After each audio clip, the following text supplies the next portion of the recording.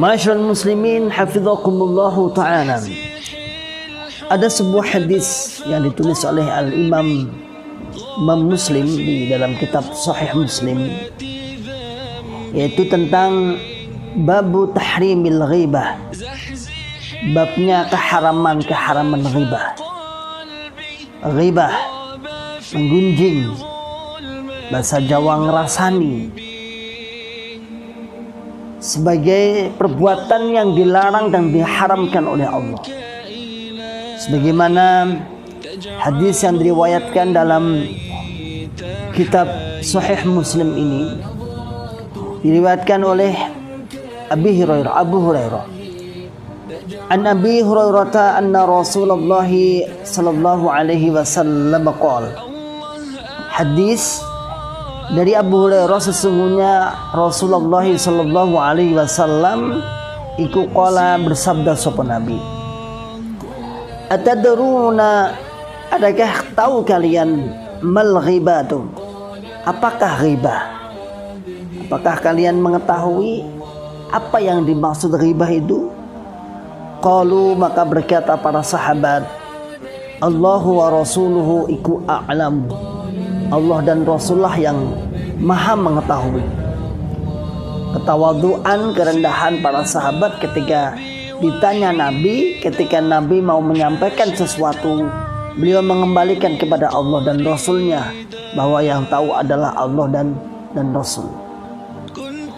Qala, bersabda sapa Nabi, yang dimaksud ghibah adalah dzikruka akhaka bima yakrahu, menceritakannya kamu pada saudaramu, pada apa-apa tentang saudaramu, pada apa-apa yang dibenci oleh saudaramu. Kamu bercerita tentang saudaramu, tapi cerita itu saudaramu tidak senang. Sebuah kabar yang tidak perlu dihabarkan. Dia nggak senang kalau sampai diceritakan pada orang lain. Qila, dikatakan, lalu ada yang berkata, afaru'aita in kana fi akhi ma aqul, bagaimana Nabi, bagaimana menurut engkau, in kana, jika apa yang telah saya ceritakan tadi, fi akhi ma aqul, di dalam tentang saudaraku tadi, apa yang telah terjadi, apa adanya. Saya bercerita itu apa adanya. Bagaimana Nabi? Qala, bersabda sapa Nabi, in kana fihi ma taqul, jika kamu menceritakan sesuatu yang ada pada saudaramu dengan syarat saudaramu telah membenci dengan cerita itu, faqadir tabtahu, maka sungguh telah ghibah kamu. Justru itu namanya ghibah, menggunjing. Wa illam yakun, jika tidak sesuai apa yang ada fihi, di dalam cerita tadi, atau fihi, di dalam saudaramu, kamu menceritakan sesuatu yang tidak ada di dalam saudaramu, faqad bahat tahu, maka sungguh telah dusta kamu atau mendustakan kamu terhadap saudara. Ma'asyiral muslimin hafizakumullahu ta'ala. Hadis yang diriwayatkan ditulis dalam Sahih Muslim, di sini disebutkan bahwasanya Nabi sedang mau mengajarkan tentang apa makna ghibah. Para sahabat menjawab, ya Rasulullah, Allah lah dan Rasul yang tahu. Nabi mengatakan bahwa ghibah itu sesuatu hal yang kamu bercerita tentang saudaramu, tapi saudaramu gak senang, bima yakrahu. Bagaimana Nabi ketika apa yang saya ceritakan kepada kesana kemari itu sesuai dengan yang terjadi pada saudara saya ini? Kata Nabi, ya justru itu ghibah. Justru itu ghibah. Kalau kamu menceritakan apa adanya sedangkan saudaramu tidak senang, justru itu ghibah. Kalau kamu menceritakan sesuatu yang tanpa bukti atau tanpa kenyataan kamu ceritakan, justru itu adalah sesuatu yang dusta. Ma'asyiral muslimin hafizakumullahu ta'ala. Sedikit hadis yang telah kita baca tadi sungguh memberikan tahdzir, sungguh telah memberikan perhatian, kehatian kepada kaum muslimin bahwasanya bahayanya ghibah.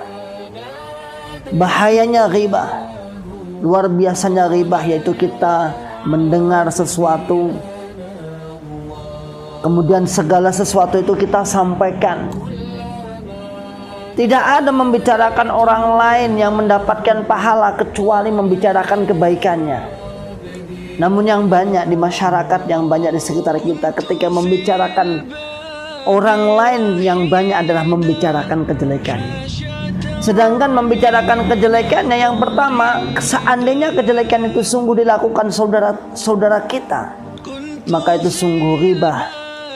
Seandainya cerita itu tidak sesuai dengan apa adanya, justru akan menjadi fitnah.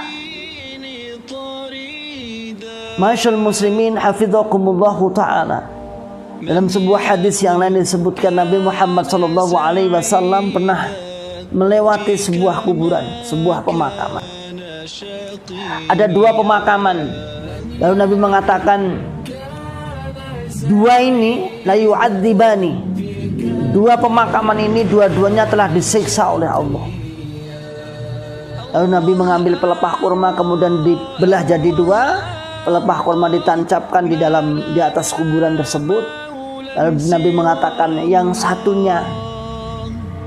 satunya ini dia tidak bisa menjaga najis. Dia tidak bisa menjaga najis, tidak bisa menjaga kesucian, tidak bisa toharoh.